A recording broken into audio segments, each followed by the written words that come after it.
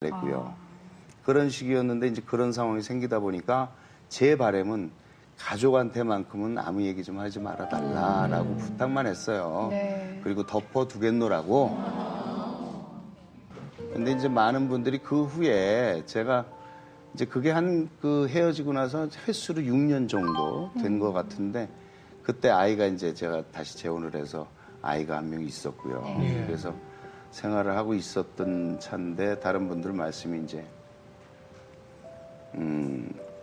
가정생활 잘 꾸리고 있는데 왜 그 당시에 그 얘기를 하지 왜 이제 하느냐고 이제 네. 그런 반응이 좀 돌기도 하고 좀 그랬죠. 그러면서 이제 다른 여성들 피해 여성이라고 그래서 두 명이 같이 한 달 정도 후에 기자회견을 굉장히 강한 강도로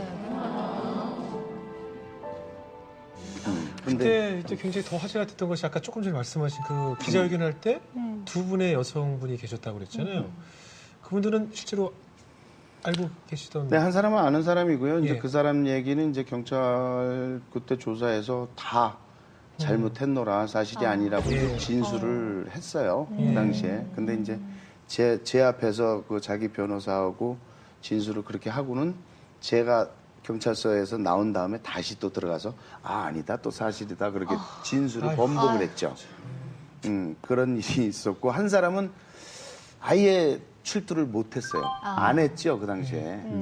그러니까 알고 보니까 못한 거더라고요. 네, 왜 출두를 못한 할 수가 없었죠. 거짓말을 했기 아니요. 때문인가요? 출두를 하면 그 사람은 바로 구속. 구속이 됐어요. 그 친구가. 왜요? 그러니까 왜? 절도 전과가 하나 있었고요.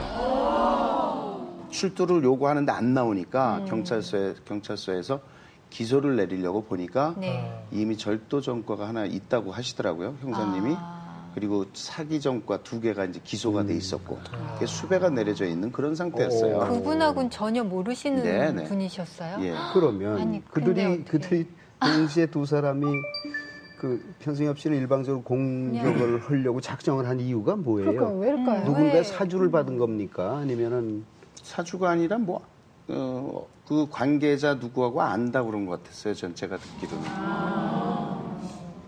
재판이 다 끝난 연후에 제천경찰서에서 이제 전화가 와서 형사한테 그 사람을 잡았다고. 이제 그걸 또 저는 재판이 이미 다 종료가 됐는데 네.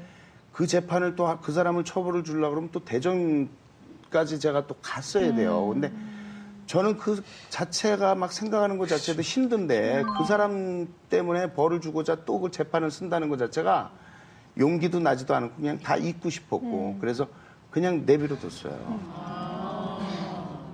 여러 정황상 그때는 뭐 딸딸 뭉친 상태 모두에게 공격의 대상이었는데 네. 지금까지 본인의 주장을 할 기회가 많았음에도 불구하고 끝까지 입을 그래서 이제 다물고. 고인에게 뭐 그렇게 한다는 게 너무 가혹해서였습니까? 아니면 정말 기자회견 때 얘기했던 것처럼 사랑함으로 헤어지니까라는 것에 대한 끝까지 믿음이었습니까?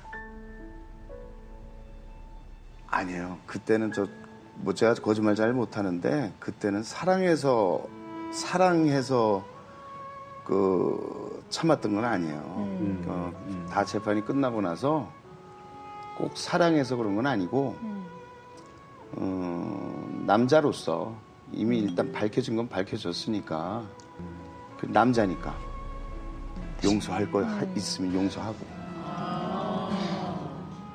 그런 속사정이 있었다는 것도 아마 모르시는 분들도 많으셨을 거예요. 그리고 이런 얘기를 하시는 게 처음이시죠? 뭐 처음이기도 하고 열린 그리고 자리에서.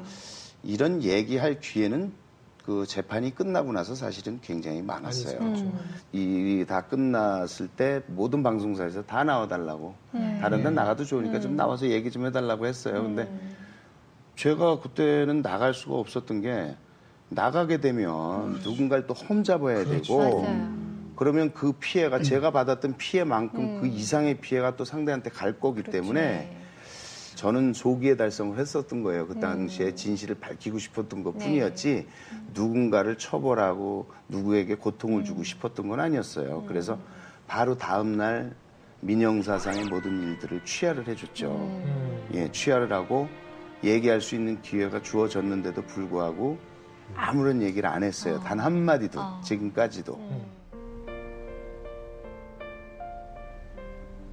그러면 이제 좀 세월이 조금 지나면 잠잠해지고 두 사람이 다 이제 다시 재기하고 잘 될 줄 알았죠.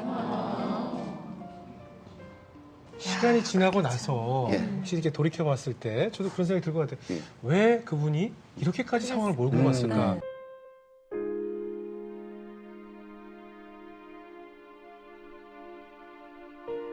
그건 잘 모르겠어요. 아직도요? 전혀 예. 뭐 글쎄 그게 왜 그랬을까요? 근데 뭐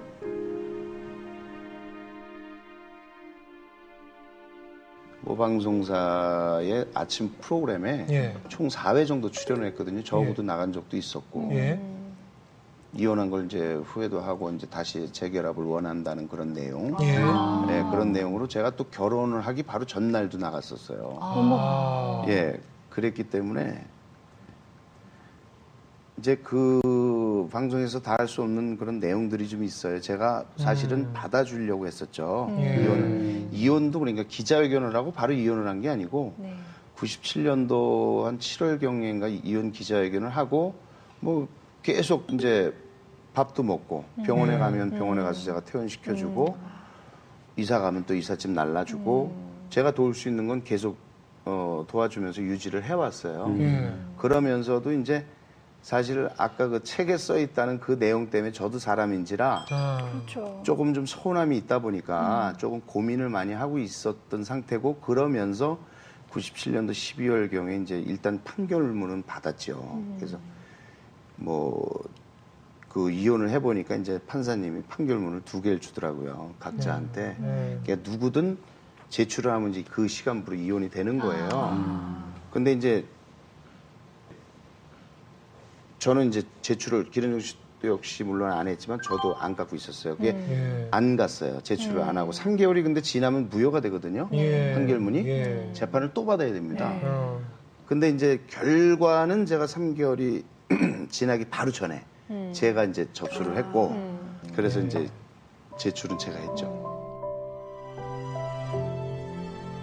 저는 뭐 기자회 법원에 갔다 나와서 판결문을 둘이 한 장씩 들고 나오면서도 지산 스키장 놀러 가자고 그래서 지산 스키장 가서 그날 법원에서 바로 출발해서 지산 스키장 가서 스키 타고 아는 분 별장 얻어서 거기서 하루 또 지내고 오기도 했고 그냥 그랬어요. 편승엽 씨도 한 시절 끝까지 높은 데까지 갔었던 사람이잖아요. 예. 뚝 끊겼을 때 단절감은 그거 어떻게 견뎌냈어요? 오라는 데도 없고 나가면 시선이 따갑고 그랬죠. 근데 뭐 일단은 생활은 해야 되니까 제가 많은 세월을 이제 가수 생활을 하다 보니까 할 게 다른 게 없었고 기반도 좀 많이 무너졌었고요. 그러다 보니까 오직 할 수 있는 게 이제 진짜 좋아서 해야 되는 노래를 이제 먹고 살기 위해서 해야 하기도 했고 안 할 수는 없었어요. 그래서 그래도 참 주변에 도와주시고 좋은 분들이 많이 계속 있어서 많은 분들한테 아마 그런 분들의 도움이 없었으면 아마 어려웠었던 것 같기도 하지만 근데 뭐니 해도 사실은 그런 것보다도 저를 지탱할 수 있는 이유는 가족이 있기 때문이라고 생각을 하거든요. 그래요, 제가 역시. 만약에 그 당시 마음 같으면 죽고 싶었던 마음인데 죽는 게 만약에 자신이 없더라도 모든 걸 다 버리고 뭐 산속에 들어가 살든 뭐 어떻게 했든 그냥 세상과 단절을 하고 살았을 것 같아요. 근데 저한테는 저만 바라보고 사는 가족들이 한두 명이 아닌데 제가 아이가 너무 또 많고